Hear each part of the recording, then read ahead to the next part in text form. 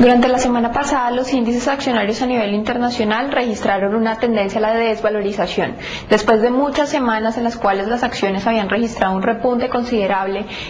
en medio de un rally que se construyó desde principios de marzo y que avanzó hasta la primera mitad de mayo, pues por fin tuvimos algo de corrección en los índices accionarios, particularmente en Estados Unidos, lo cual estuvo sustentado por unos reportes de ventas al por menor con retrocesos mayores a los esperados por el mercado. Digamos que en meses anteriores este indicador había registrado algo de moderación en su decrecimiento y para este mes tuvimos un retroceso de más del 0.2% cuando el mercado estaba esperando en cuanto a esto algo de cifras positivas. También por el lado del empleo de Estados Unidos, digamos que continúa preocupando que cada vez se alcancen mayores tasas de desempleo y se cree que para mitad de año estas podrían alcanzar incluso el 9.5%, lo cual generó cierto nerviosismo en el mercado y algo de correcciones. Sin embargo, pues este nerviosismo fue mitigado durante la semana y para el balance semanal,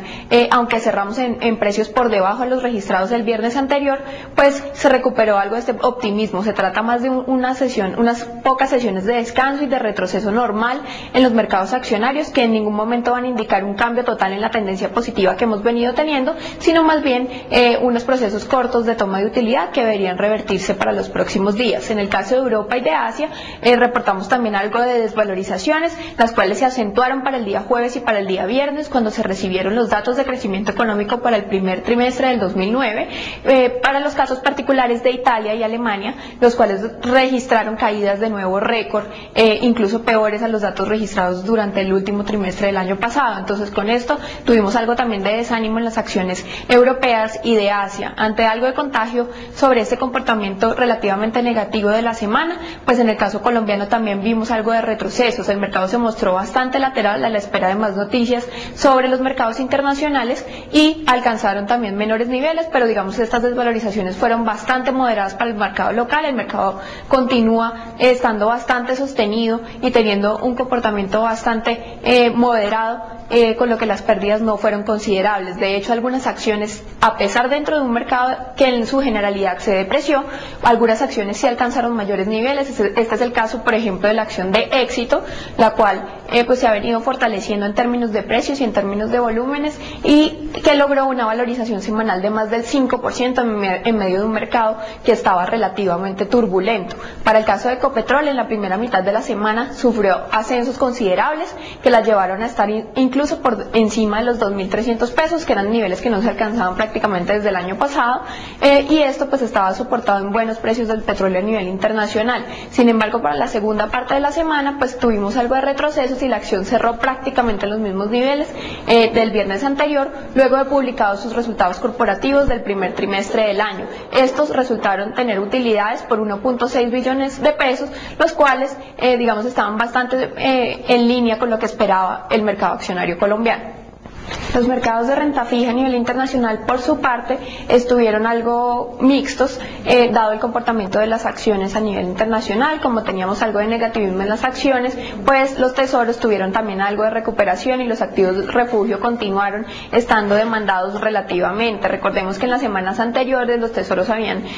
registrado una tendencia a la desvalorización bastante fuerte y las subastas por tesoros habían estado muy poco demandadas. Durante la semana esto se recuperó un poco, dado que los índices accionarios estaban retrocediendo. Algunos inversionistas recurrieron de nuevo a activos refugio, incluso no solamente los tesoros sino también los metales preciosos, pero digamos esto fue algo bastante momentáneo y el comportamiento en el balance semanal fue bastante lateral para las tasas de los títulos de deuda pública de Estados Unidos. En el mercado local, en cambio, se vivió una semana completamente positiva para los TES. Digamos que se continúa extendiendo este rally que se viene construyendo desde noviembre del año pasado,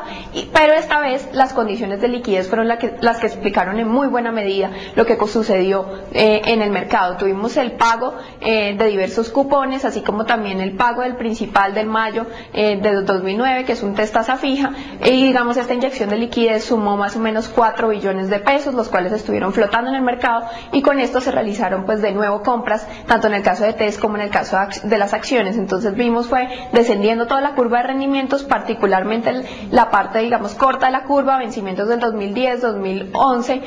incluso se transaron por debajo de las tasas del Banco de la República, es decir, alrededor del 5.3% más o menos, por debajo de ese 6% de la tasa de intervención, lo que quiere decir que el mercado ya está, digamos, anticipando un mayor recorte en las tasas del Banrep para esta reunión de las próximas semanas, con lo que seguiría esta tendencia tan positiva para el caso de los títulos de deuda pública colombiana. Para el caso de los bienes básicos,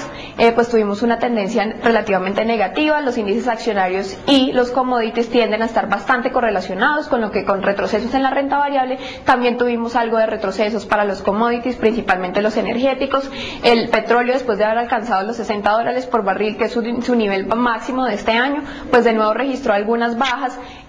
con algo, digamos, de ruido sobre posible menor demanda por parte de los países industrializados, particularmente Alemania e Italia, que como les comento, pues registraron decrecimientos en su economía bastante fuertes para el primer trimestre de este año, y esto le daría una mala perspectiva también de demanda para los commodities energéticos e industriales durante este año. Pero digamos, esperaríamos que esta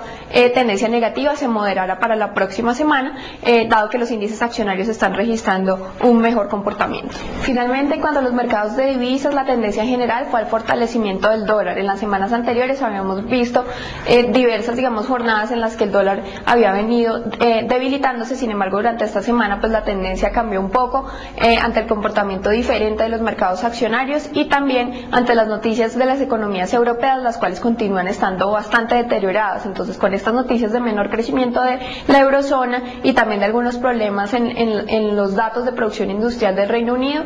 pues lo que tuvimos fue un decrecimiento en estas monedas locales, tanto en el euro como en la libra, y pues el peso colombiano, manteniendo esa correlación con el euro, también se vio devaluado durante la semana, en medio de jornadas que continuaron siendo bastante volátiles, con volatilidades superiores hasta los 30-35 pesos, y digamos que también acompañado con un comportamiento negativo del Dow Jones, pues el peso colombiano se vio levemente devaluado durante la semana.